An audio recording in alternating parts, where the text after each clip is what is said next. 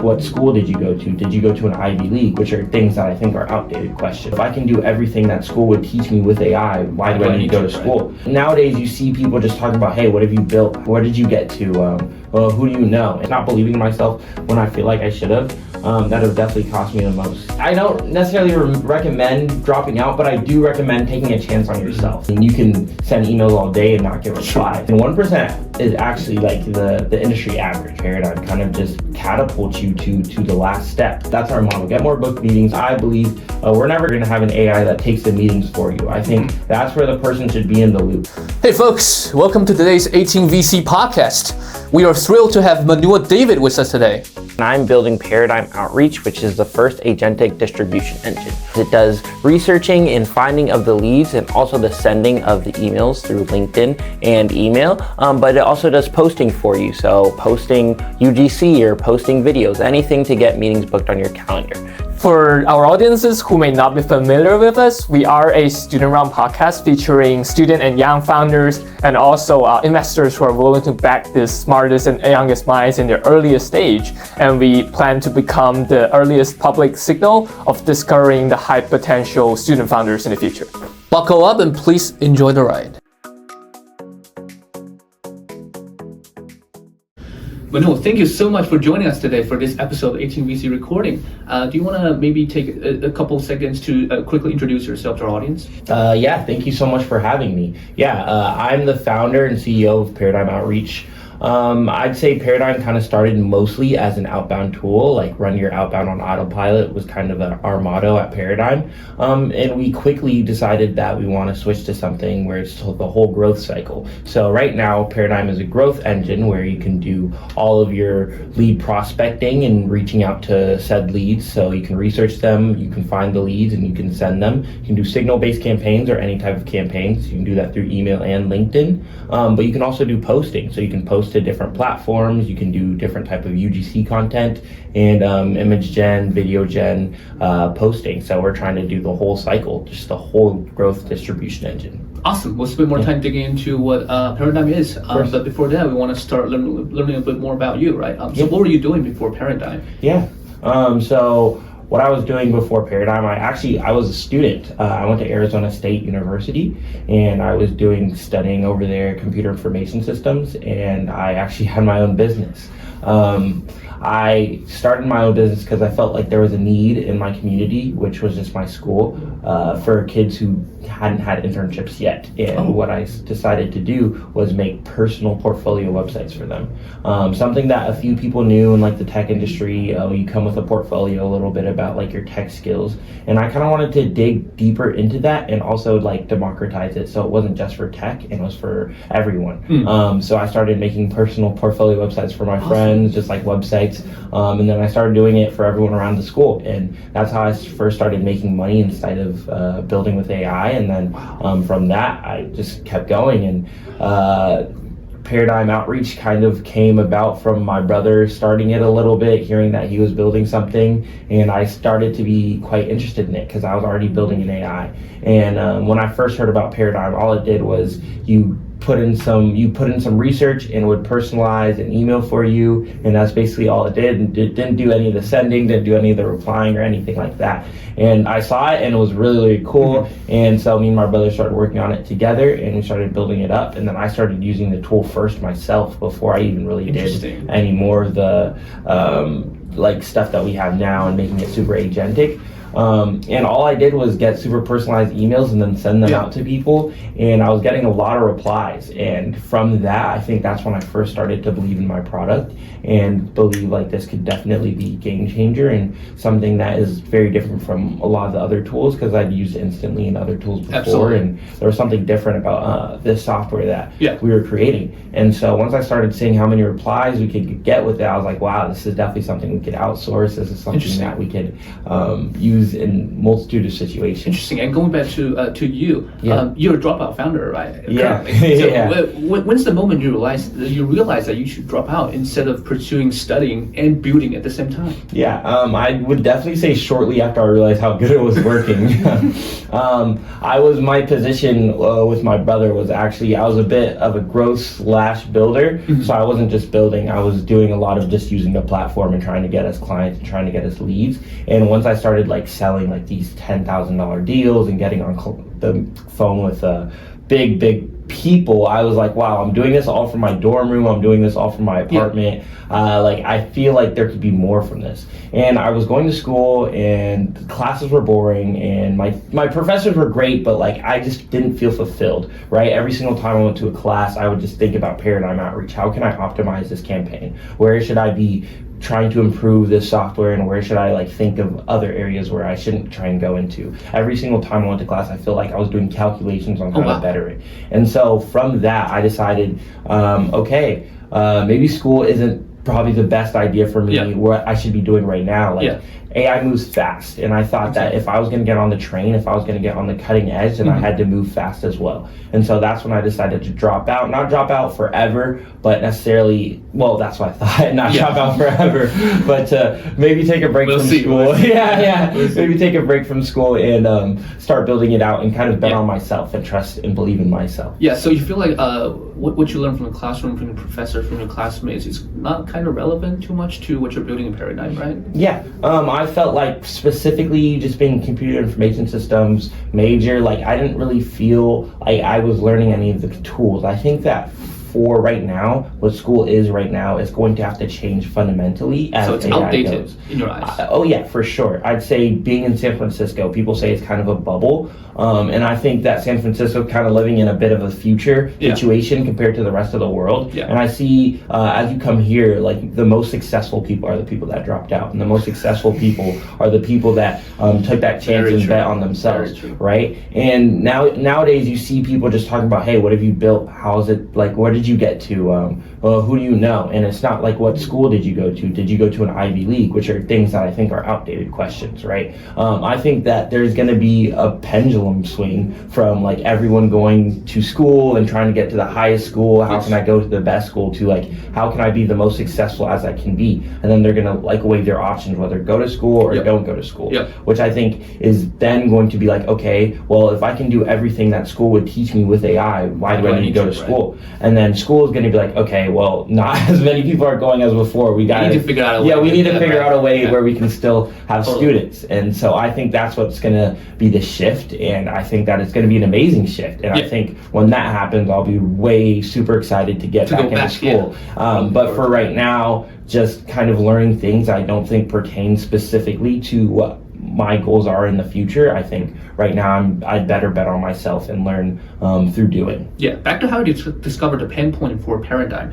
You wrote on LinkedIn that many founders spend like 3 hours every day writing cold emails, but the response rate is like bizarre. It's like 1% only end of the day. Is it observation from your own experiences doing like sales and outreach, or is this the repeating pattern that you observe from conversation maybe from other founders around you? Yeah, we work with a lot of founders and we work with a lot of companies that talk about how their outreach pains and their outreach struggles. And again, like I said, with me, I used other tools. I was going through the same struggles. And 1% is actually like the industry average, right? So most people that are saying they're going to do your cold email for you are averaging about 1 to 2% reply rates. And that 3 hours it's true, you know, because if you're going through lead lists and you're going to figure out who specifically should I research, what vertical should I research, and you're doing that all from like trying to search on Google or trying to talk to ChatGPT, it's going to take you a lot of time to like get that out there. And then don't get me started on like creating domains and getting your whole infrastructure set up before you even do your first send, right?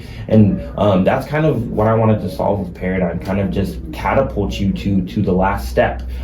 We like already sending, we have everything else. You just got to kind of have a conversation with our AI, and you can't skip that. Like you can't skip the like, I think what's really valuable is like getting your voice inside of your copy or getting your voice inside of what you're trying to send out to people. And so in our platform, we actually force the users to have conversations and lengthy conversations with our agent system, so it really understands what they're trying to say instead of just skipping to the end and saying, okay, let's send, right? I think that your voice is very important and it should be inside of the emails. And so we're not solving for that part, but more of like the other parts that can be automated, like just the finding and the sending specific part where you're not going into your inbox and clicking send. Right. So in your eyes, is the problem that the founders don't know how to write good emails, or is just the entire like outbound workflow is just broken?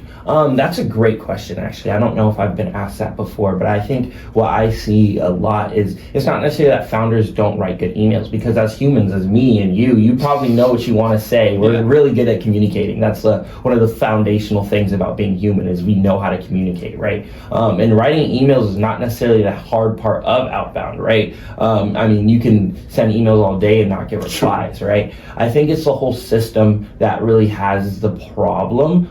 There's multiple levels. It's like, okay, if I'm writing this email and I'm creating this email, is it actually going to get read by a person? And if it gets read by a person, what emotion is it going to elicit in them? Is it going to be something that they want to reply to? Is it too long? What type of person am I sending it to, right? And so these are all these calculations that we kind of have to do as humans. And instead, I think that with an AI agent, you can kind of have someone you can talk back and forth with that understands the person that you're going to be reaching out to, and can be like, hey, they're a little bit busy in their inbox. How about you go to this vertical? And just someone that can give you a helping hand. The AI agent doesn't know more than you, but it can help you in that thinking process where it's like, hey, I'm trying to do this. This is what I'm trying to say, and this is how I want to communicate to this person. How can I do that? Who should I be reaching out to? And then that's kind of questioned, because the AI, specifically from my view, I don't think it should be doing the whole writing of the email and everything itself. I think it's the conversation where you feed the information and you feed the context, and it understands your messaging and understands your voice, and then tries to construe that point to someone else. Absolutely.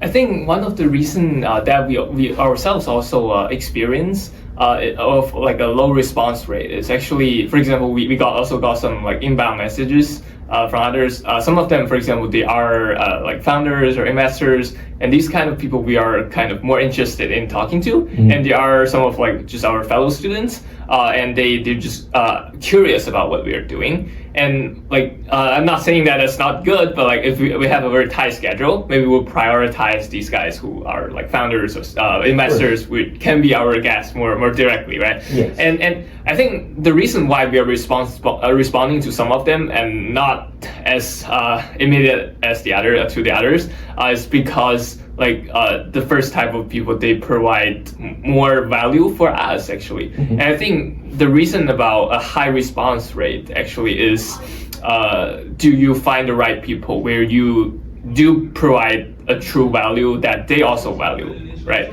So can you tell us a little bit more on how do you discover the right people? I think it's not only about sending as many emails as possible, but find the correct person to send the email to. Yeah, for sure. I think you hit the nail on the head right there. I think it's a counterbalance between volume and also who you're reaching out to, right? And so once you figure out exactly where you're supposed to be on that scale, I think that's whenever you can hit something that is actually a true kind of sympathy, I guess, like sympathy or symphony of different types of tools and how you're orchestrating.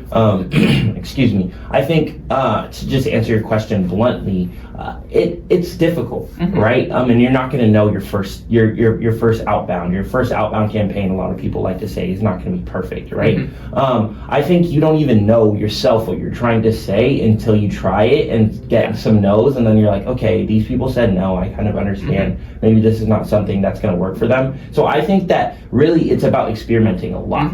I don't think it's about sending thousands of emails to people who don't want it, but I do think it's very much about experimenting and trying your hand at a different thing, right? So let's say I'm sending something that is founder focused, and I'm sending it to somebody who's a founder, Series C, and already has all of their stuff booked, right?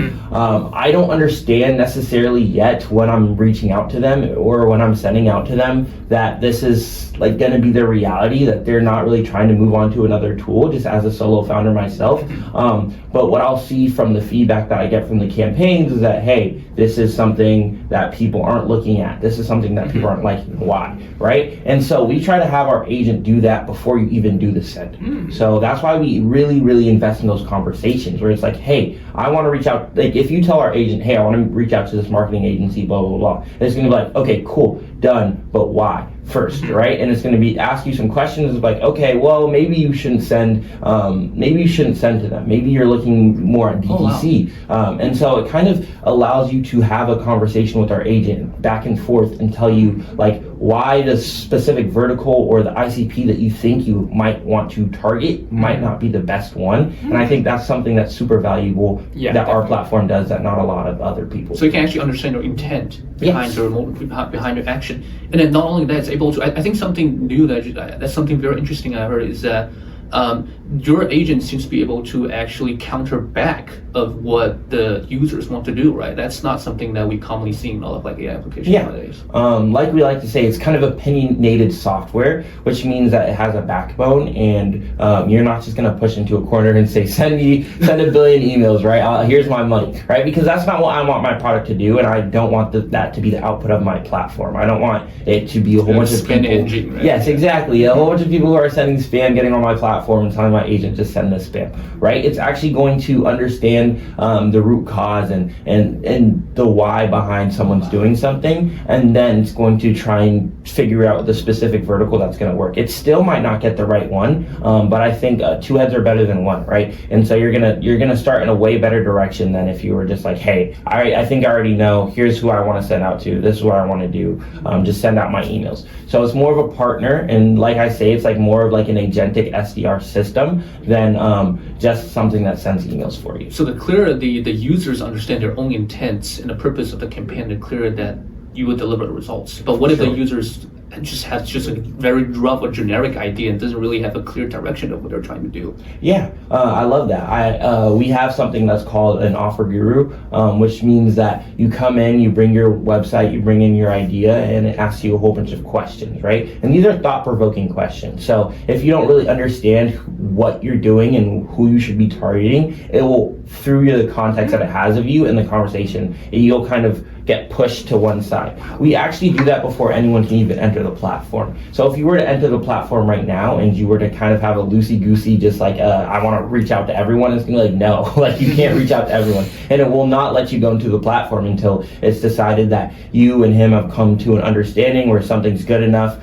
where, and it makes sense enough to reach out to people, and you have a good ICP, then you can go into our platform, and then you can see the sending capabilities, and you can see the posting, and you can connect all your tools. But before that, you're not actually allowed to get into our platform. We lose almost 70% of users that way. Wow. But honestly, I like it that way because it's opinionated, and I don't want people on my platform who aren't serious about their outbound, because they're going to send 100 messages, they're not going to get a whole bunch of replies, and then they're going to blame the tool. Yeah. Instead, I would like the tool to kind of quality gate the people that are coming into the platform, and then the people who are quality are going to enjoy the platform, because then they're going to be like, okay, I had this 20 message conversation with this agent and understands what I'm saying, understands what I should be going after, and it's actually giving me some advice. Yeah. Now I feel like I'm capable to go and do my outbound. And it will significantly bump up your response rate. Exactly.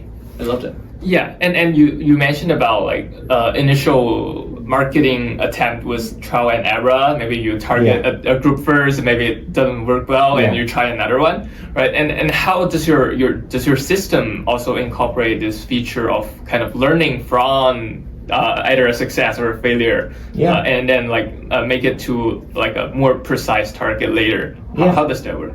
Yeah, so we have a multitude of ways that we do that. One of my favorite things that we do is multi-agent orchestration, right?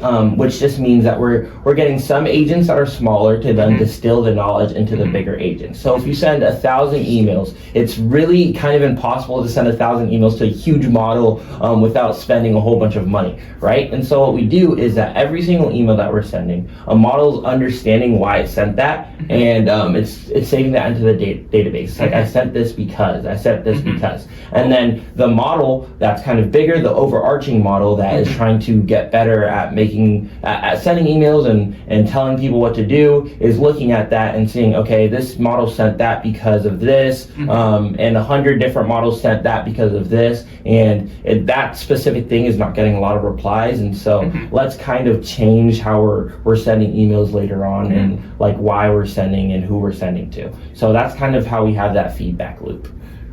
Definitely. And we want to move on, like your product, we understanding that it is a platform that helps either founders or their salesperson to outreach in a more efficient way, right? Yeah. And one key question that jump out is like, either are you selling the result or are you selling a tool? Basically, the result is the number of success leads you get, and the service is basically you either do a subscription or whatever, like a month subscription, how many emails you send out, and that's a service, right? And how do you see on your product? This point? That's a really good question. We actually do a two-pronged strategy. Gotcha. So if, let's say you're a team that's pretty big, you could be like, let's say you're Series A and you're just looking for more meetings booked on your calendar and you don't necessarily want to learn another tool, we will actually either go in and teach your SDRs how to use our tool, or we'll just run it for you and then we'll give you the result. We're doing that for a few different companies right now, or we'll use our agent and we'll do everything and we'll run it for you and then give the other person their result. But let's say you're a solo founder or you're an SDR or you're someone who just kind of wants to play around and do outbound tools, then that's when you'll go to our platform and then you'll use it and then you'll see how it can help you and then you'll learn from it and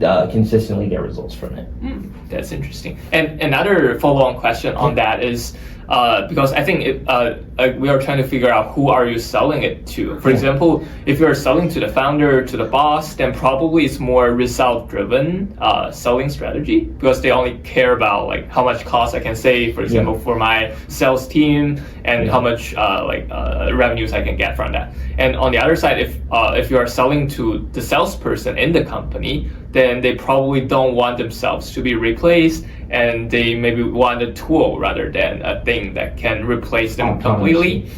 So who are you actually selling to? And does that different in a way of your selling strategy, or how you like the feature, how you define your product? Actually? I definitely think that depends, and I think that kind of cycle is what we've been trying to figure out. And we have a really, really interesting way that we've solved it, right? And so for Paradigm, we like to have the whole end-to-end system right here. So you can start as early with us or as late with us as possible, right? A lot of tools either they do one part. So they do the sending, they do the lead prospecting, or they do the posting on Instagram or whatever. We have everything. So depending on what you want from us is how you can use our software. You don't have to use it in one specific way. So let's say you're an SDR and you really, really enjoy looking at copy, changing your copy and trying different methods, then you can talk to Parry and you can talk to our agent and you can try and do those experiments, and you can do all of that as you want it. If you're a founder and you don't really care that much about like your copy as much, and you kind of just want something that's running autonomously and getting things on your calendar, then you can be a founder and you can be like, hey, look, this is kind of what my company is, have that conversation so it understands, and then it's like, just run autonomously for me, and then do all those experiments and everything yourself, and just like get meetings booked on my calendar, here's my calendar. It'll do that as well. So I think it really depends on the user, how they want to use our tools, how they're going to use it, and they're able to do all of these things, right? So we actually don't compete with tools like Instantly or Apollo. We have multiple integrations with them, because what our job is to help the user on what they feel like is not working for them, rather than just try and solve the whole piece of the pie. And like there's a lot of people who are smart at Apollo and Instantly, so they have there's a lot of stuff that you can take from them. So if you want to use both platforms, please do. So it's not necessarily like we're saying, all right, we have the whole end-to-end system, you have to use all of us, or you can't use all of it. It's take what specific part you need, use it as best as possible, and then go along with your game. Yeah, and another deep dive on that direction is, Yeah, of course. can you share a little bit more about what the percentage of people, like who you are actually selling to? What percentage of them are actually the founder, the boss, and what percentage are, for example, the sales team or the sales representatives? Yeah, I'd say the people who use a platform, it's overarchingly, normally there's probably people who are sales focused. Right? Normally I'm on conversations with like SDRs and people who already know like other tools like Apollo Instantly and are kind of familiar with outbound tools, and they might be using them, might not, or they're using the full Paradigm platform. And then the people that I was talking about with who kind of really just want meetings booked on their calendar, those again, the people that I'll talk to, and then I'll run their outbound, or someone on my team will run their outbound with our agent, and then we'll go ahead and deliver them the results. So I'd say mostly the people who are on the platform are people who have already kind of familiarized themselves with more sales tools, and then the people who work with us and kind of get I'd say that's more of a higher ticket, are the founders who just want the results. Okay. And on top of that, like how can you give us like a real example of how the outbound workflow looks like for this type population, using like incumbent solutions versus how that would be different had they used Paradigm Outreach? Yeah, I'd say something that's super common is people that go to Apollo, and then they go to Apollo, they have a whole bunch of different filters. They try and figure out who they should be targeting and who they should be like specifically talking to, and Apollo doesn't necessarily have, in my eyes, a great agent where you can just be like, hey, this is who I want to target, but their filters are great, and so you'll get a whole bunch of filters from Apollo. You can't get signals from Apollo, which is something that's quite difficult, and so you grab all those leads, and they're kind of dated leads where you can get research on them, and then you'll bring them to Instantly. You'll go to Instantly, and Instantly will try and do the templated copy. You'll try and figure out what copy works for you. It doesn't have great research. It's mostly just like their first name and yeah, so kind of try and configure your copy, and then you'll go ahead and try and send through Instantly, and then let's say you'll put them in HubSpot, your CRM, to see, and you'll see like, okay, has this person replied? This person's replied. Have we booked a meeting for them? Right? So it's a multitude of different tools, and then checking every single day all three of those tools. And specifically in Paradigm, you can do every single one of those things. If you just wake up one morning and you talk to Parry, you're like, hey, I want to reach out to these specific people. Okay, it'll say, okay, we're reaching out to these people. Do you want to do a signal-based campaign? Yes, I want to do a signal-based campaign. Let's say I want to reach out for outbound. Okay, all right, only target the people who are hiring SDRs currently. Okay, I'm only targeting those people right now. How many do you want? And it's basically, okay, I want 1,000. Okay, reaching out to 1,000, and what it will do is it will literally go and will surface all those signals, all the people who are hiring for SDRs currently, and then it will reach out to them in those emails, and then when it responds, depending on what you've chosen, it'll either ping you with a notification that, hey, this person responded, or it'll actually respond to them for you and be like, hey, etc., answer their question, and then it will have a conversation with them, book them on the meeting, and then after the meeting we'll ask you if you've won them or not, and then if you've won them we'll say yes, and it can then attribute it to a win, add it to the revenue, and then as you're going through the conversation it will take them through your custom CRM, and it will even follow up and remind you like, hey, I know you met this person at the event the other day, have you followed up with them? You've added them to the CRM, have you followed up with them? And it will send that to your Slack, because you can have Parry inside of your Slack, and so then your whole team can see when people reply, and then your whole team can see like your wins and kind of what's going on with your outbound system, what's going on with your growth cycle, and all of that can systematically been done through Slack. If you want to just open the platform once, set everything up, and then communicate with Parry in Slack and never look at it again, you can do that, right? And so everything is kind of there for the user to do how they please and what's most comfortable for them.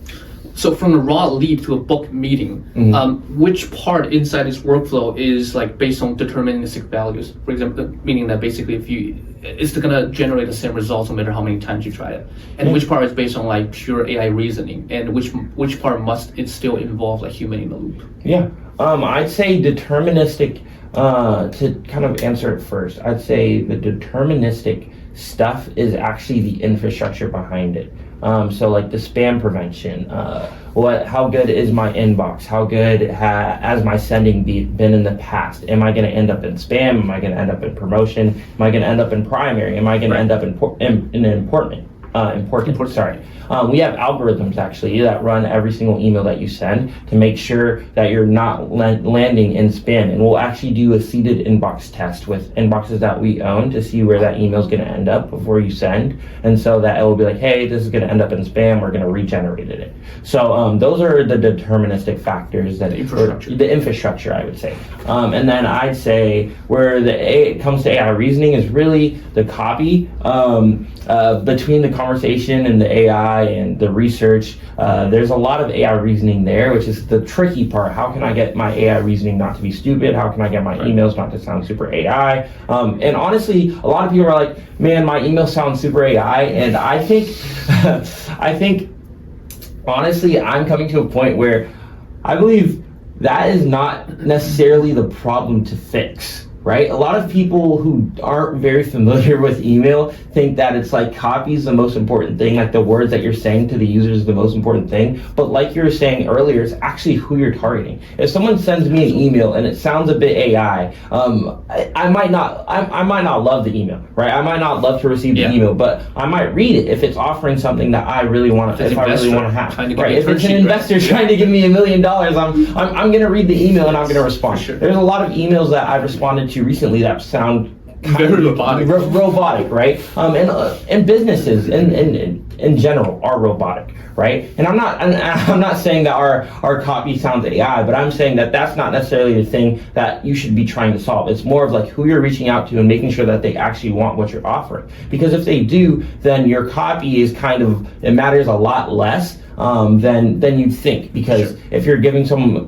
what they feel like is a helping hand, then they're going to be like, okay, yes, regardless of like what this looks like, I want to get to it. And so I think it's really, really about like who you're reaching out to. And so the AI reasoning part is understanding who you should be reaching out to from the research, and then creating the copy from it and sending it out to them. Then I'd say the AI, the human that wants to be in the loop.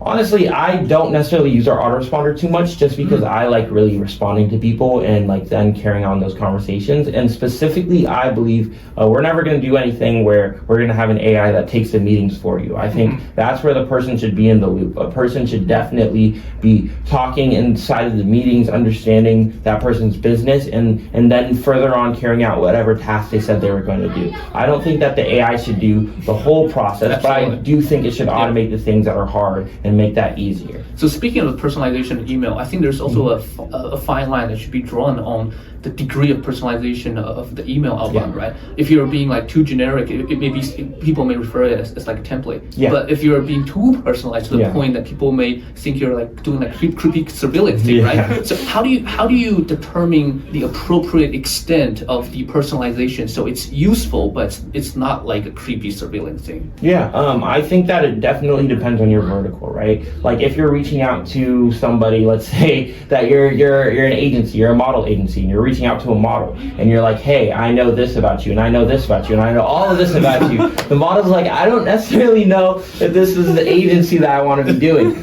But if the agency reaches out to you and you're like, hey, I saw you did this event in the past, you did quite well, we'd love to speak to you more about how we could get you on as part of our team, or something like that. That seems like, oh, these people know about me, they've done research on me, they want to have a conversation. So I think it specifically depends on who you're targeting. And in the flip case, if I get an email that it's like, hey, saw you did this event, I want to talk to you, I'm like, okay, like, yeah, maybe. But if I'm like, hey, saw you did this event, I know what your software does, this is specifically why I want to talk to you, because your software does this, and you're in this vertical, then for me, I would love a more personalized email, because I would understand that, okay, that means that someone either did their time, or whatever the system that they're using did their time to reach out to me. And so that, I think it really depends on what type of vertical or who you're reaching out to. That's so well said. So blueprint is something that user need to set up themselves, right? So just clarification question. What is blueprint and what is included in the blueprint? And so what we like to say is there are no templates in the platform,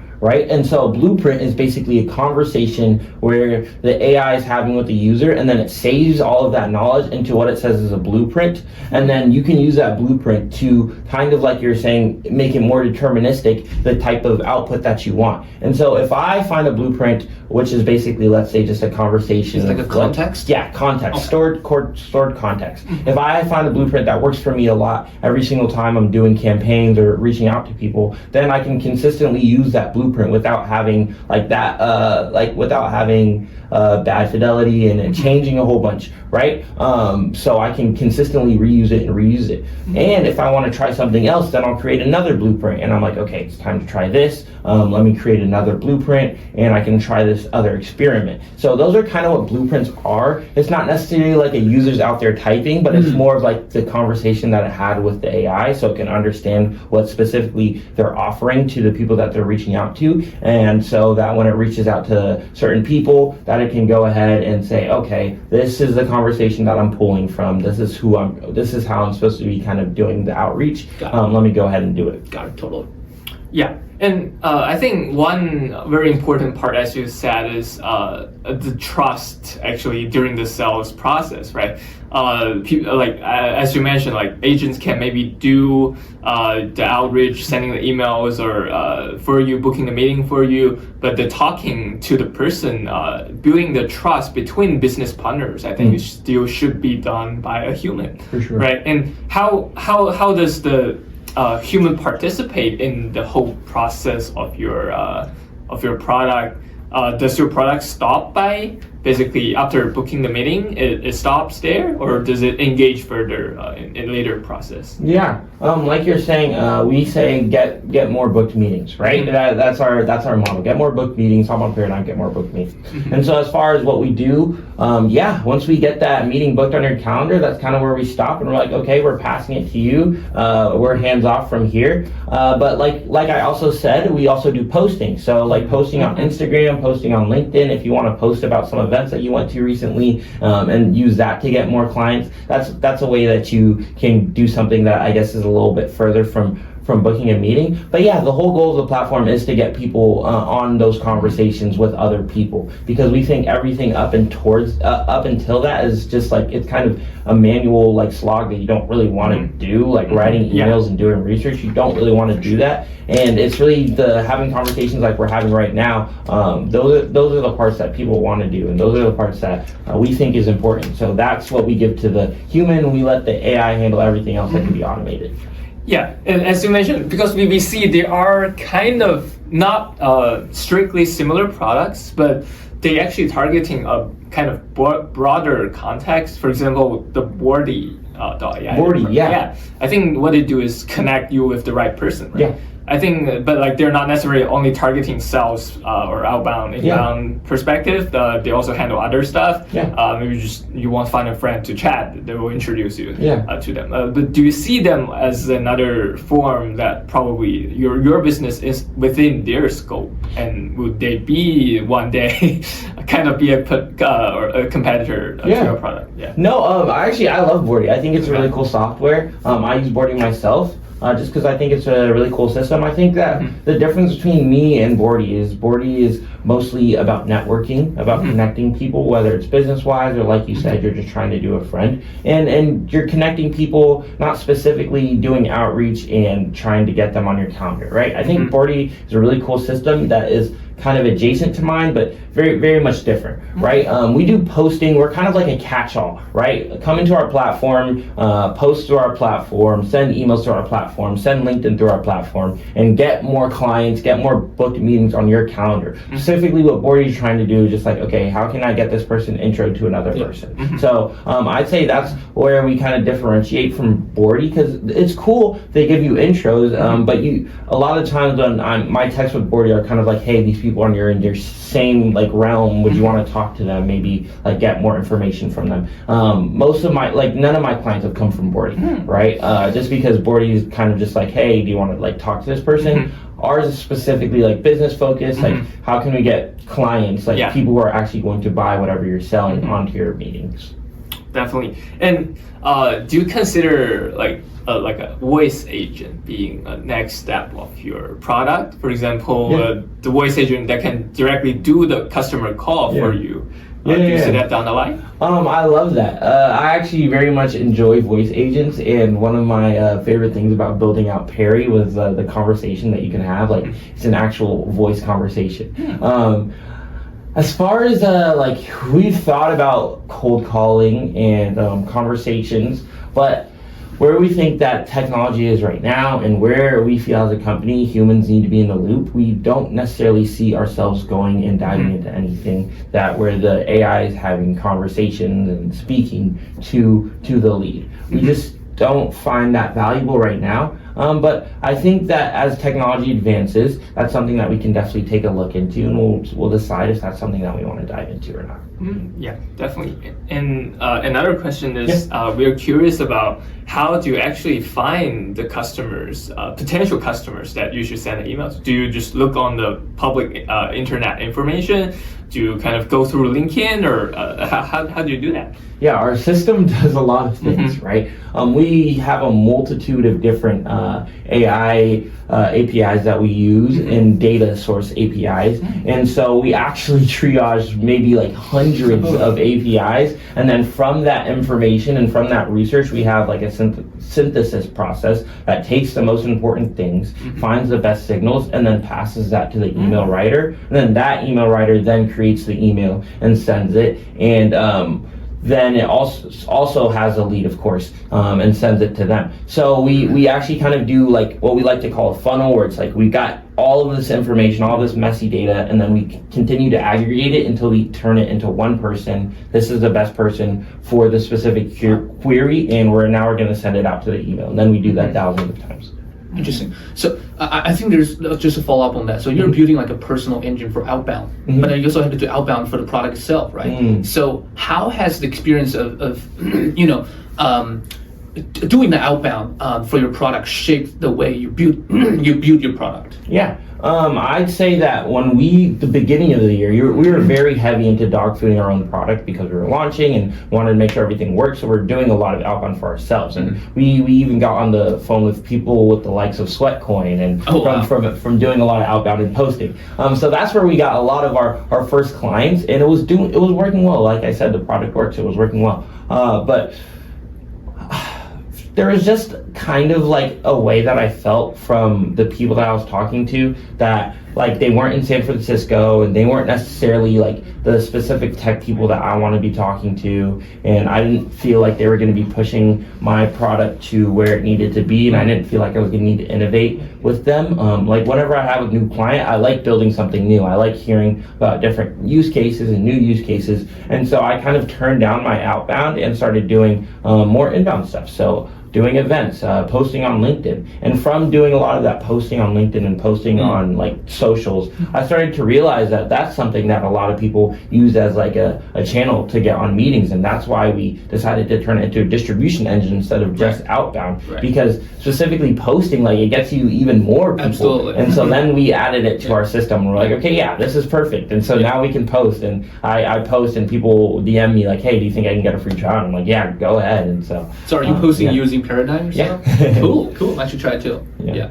So again, not trying to roast you, but no, of course. Do you think your product will still have the moats that it has right now after the next major, maybe foundational model update? Of course, please bring them all. Bring the best model out, because all it does is make my product better, right? We try to use the best models as we can, so that we can keep like the human aspect of like our copy and whatever we're doing, right? And since they're like, if Opus like 4.9 came out or Fable 5 finally comes back, that won't do anything to necessarily my moat or anything to my business model, because with Fable 5, yeah, you can send 10 to 15 emails, but try sending thousands and thousands of emails through a system that has a lot of infrastructure and not landing in spam. And I think that there's a lot of knowledge, and I think there's a lot of engineering that happens inside of my system that I don't think is necessarily easily replicated with just a new model coming out, right? I think new models can help people write better emails, but I don't think necessarily new models themselves, and Anthropic's focused on like how can I like destroy the sales cycle for me? You know, how can I destroy all of the sales SaaS out there, right? But yeah, with new models coming out, I think they do more help than they would do harm for me, specifically just on the basis of they would allow me to figure out different ways where I can write copy that sounds more human, more non-generic, and do that instead of like, I don't know, Fable 5 figuring out how to send like 10,000 emails Monday through Friday. So where exactly does the moat of paradigm outreach lies in? You talk about infrastructure, I assume that's like one of the biggest one. Yeah. Anything else like data distribution or something else? Yeah, I'd say a multitude of those. So infrastructure is a really difficult one. I was actually talking to someone a little bit ago and they said that they were trying to build a sequencer. I said good luck, right? Specifically, there's a lot of technology that goes behind like creating inboxes and creating domains, and there's a reason why there's not a lot of like websites out there that do it, right? There's a lot of websites where you can send and just like, yeah, you can go and get your emails and you can send, but there's not a lot of websites out there that do the domain and the inboxes for you because it's very, very difficult and it's very expensive. We actually started as a email infrastructure company, and from that we then grew Paradigm. And so because we have that knowledge and because we understand how to build good systems and send out emails and create inboxes that don't land in spam, I think it's very, very difficult for other people to do it. And so for the data as well, we have a lot of data on the people who are using our platform, what's gotten replies. And like I said, in AI, every single time it sends an email, it says why it sent the email. And so we can save that. And then as we aggregate more and more data, it's kind of becomes a self-serving loop. Like interpreting the signals. Right? Yes, exactly. It becomes better and better at understanding what words specifically is going to get people to respond. Interesting. How did you first validate that it's actually like a product market fit? Yeah. This product. I'd say that after specifically for us, our company, like when I was in college, it was working well for us. We had a few different clients because we had an AI automation company. That was what I was using Paradigm for. It was an AI automation company. It was an AI agency, and we had a lot of people who were trying to automate like their lead sourcing and like their lead prospecting and that kind of cycle. So we started letting them use it and we started giving it to them. And so whenever they were like, oh, please, we need more features, we love this so much, I think that's when I first was like, okay, yeah, this could definitely be something. Maybe I should take a break from school and definitely go big. So. Yeah. And how many users or like even like paid customers do you have on the platform right now? Feel free to just give like a rough number. Yeah, so we have around 100 users in total across like free trial, paid users, and like then the enterprise clients. So interesting. Yeah. And are you seeing like I'm just kind of curious to figure out like, do you see any particular type of population that it's like easiest to sell a product to? Yeah. And is there any population that just turn more easily than others? others? For sure. I'd say probably the easiest population to sell their product to is people who've already used sales tools before, because they can really see like, oh wow, this is really impressive. Like I can do a lot here, and it's very easy because I don't have to do a multitude of different tools. I'd say the hardest is probably the founders who want to use the tools themselves because they just want to go fast and they just want to do everything super quick, and our system kind of wants to slow people down and understand a process more. And so I'd say that's probably the biggest people who churn are the people who just want to go super, super fast and they just like want to send an email out 10 seconds in. They'll get you blocked. Right? Yeah, right. And so those type of people, it's very difficult to kind of like retain them just because they want to do speed. But the people who understand that, okay, like as I build with this platform, I can do a lot of volume, which a lot of people like. You can do like 10,000 emails if you want, right? I can do a lot of volume here, and there's a lot of stuff I can do here that I can't do on other platforms. I'd say those are the easiest people to kind of talk to, like the salespeople. So, yeah. Yeah, and I think let's imagine a scenario where like everybody's already using Paradigm there, and let's see, there's 100 people in the room, each of them are using it, and they are sending 100 email to each of them each day. Then each of us will receive like 10K emails every day, right? Then would it be kind of, I already is feeling kind of like information overload right now, even without that many of emails coming every day. But do you see that if that's gonna happen, like these kind of AI outreaching tools being more popular, then people may need some AI to read the inbounds for them, to filter down to a more specific thing that a human can focus on. Personally, I completely think that that's where our world's heading, because like I said, like there's an amount of research that I can do on a lead to see if they fit. But if someone has a business that's close to me and that lead fits specifically for them too, there's nothing I can do to stop that person from reaching out to them. I think there's going to be a world where there's going to be a filtration of like basically all of the information that goes into us, and Google's already doing it. They're training Gemini so that it can and kind of like filter out the emails and give you the ones that actually are important and the ones that make sense for you, knowing like what you do and what emails you open. So I do think that there's going to be a future where there's going to be a huge filtration of just emails and content in general, and allows the user to kind of just have more peace of mind and only see the email that they feel like is kind of helps for them. So yeah. But in that world of everyone using Paradigm, I think that'd be an amazing world. So let's get there soon. And another follow on that is actually, for example, if the two of us are doing business right now, if you are, for example, selling Paradigm, and I may be a potential customer of you, and I am, let's say I'm also using Paradigm, but like you're just selling some other products other than Paradigm, right? And would that be, for example, my Paradigm agent receive your Paradigm agent's message? And how would it be kind of how do I say that? It's like you're playing a game where you're both playing the player's role and also the judge's role. I love that kind of a catch-22. I love that. Our system can do a lot. So go ahead. Two people are on Paradigm. One person from Paradigm reaches out to it. It will definitely recognize, hey.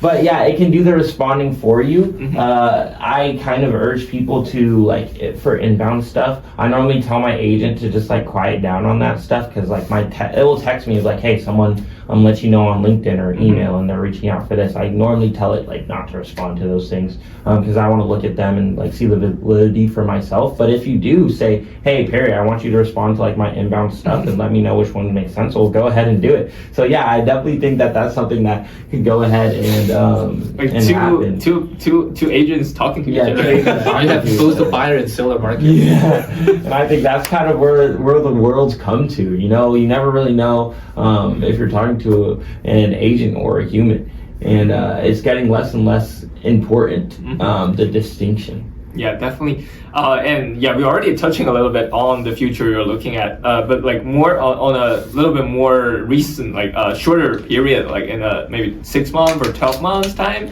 How do you see the Paradigms going towards?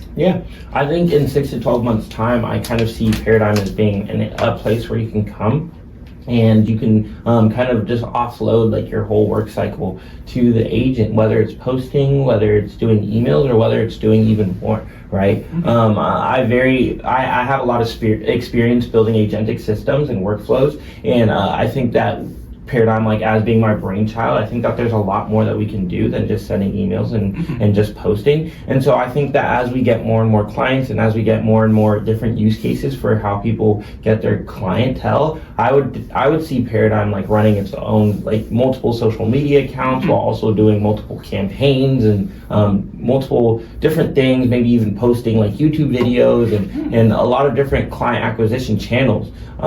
So that's kind of how I see our future doing, just going into multiple different funnels and figuring out how to optimize their strategy, and only doing the one that's best for the company. More comprehensive, but also selective. Yes, exactly. I do remember at the beginning you mentioned that you're also exploring a possibility of image generation or video generation. Yes. Is that where it will fit in? For example, generating YouTube Shorts or Instagram Reels? We're doing that right now, and we're trying to find some partners and some people that are interested in posting using our platform, so that we can kind of see how it works. And we're not very experienced yet with image gen, video gen, so we're trying to see what people want to use it for. But I know UGC is something that a lot of people do, and so we're currently creating UGC content, and we're trying to look very closely on what the output are from our users from that are creating the image gen and the video gen, so that we can see is this something that we can kind of master as well. Yeah. So this question may be out of nowhere, but if you were to describe yourself in a word that's irrelevant to what you're building, what would it be and why?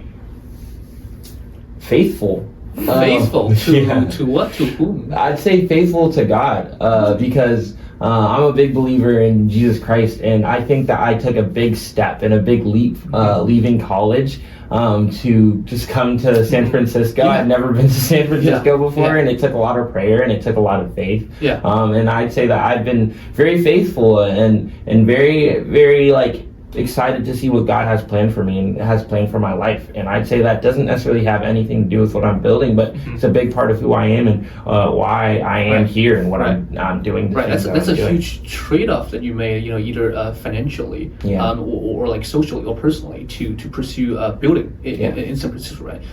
How do you decide whether it's worth it, or maybe you don't need to decide that? What's your take?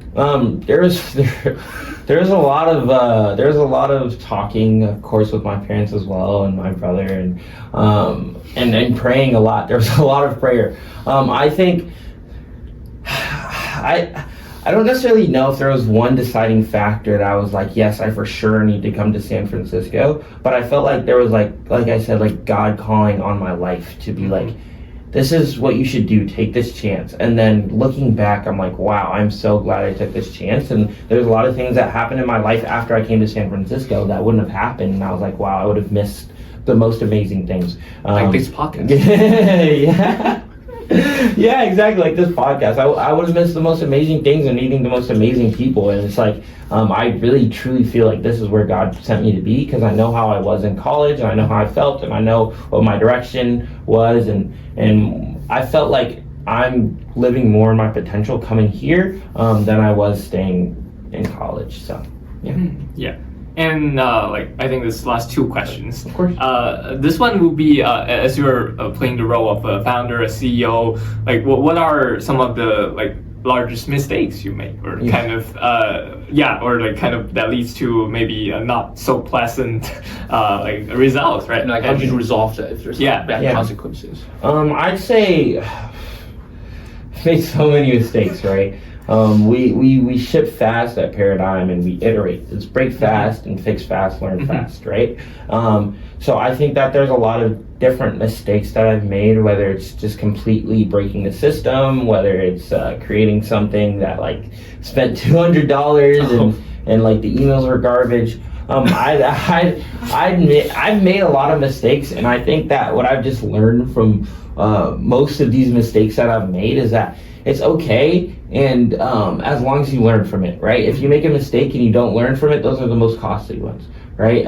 So if I were to give you one specific mistake, would probably be just not believing in my system when I should have, and not telling people about it when I felt like I should have, right? Because I've talked to a lot of people, and they've been really excited about Paradigm, and I've kind of felt like, oh, maybe it's not ready yet. I don't know if it's gonna break. I don't know if it's gonna work for this person. Like imposter syndrome? Yeah, kind of imposter syndrome and kind of second guessing yourself. And so I'd say those are probably the biggest mistakes, not believing in myself when I feel like I should have, that have definitely cost me the most. So, yeah. And for our audiences out there, they may be student founders and young founders. They still feel uncertain if they should take the leap of faith into building or doing their own startups. What would you say to them? Yeah, don't drop out.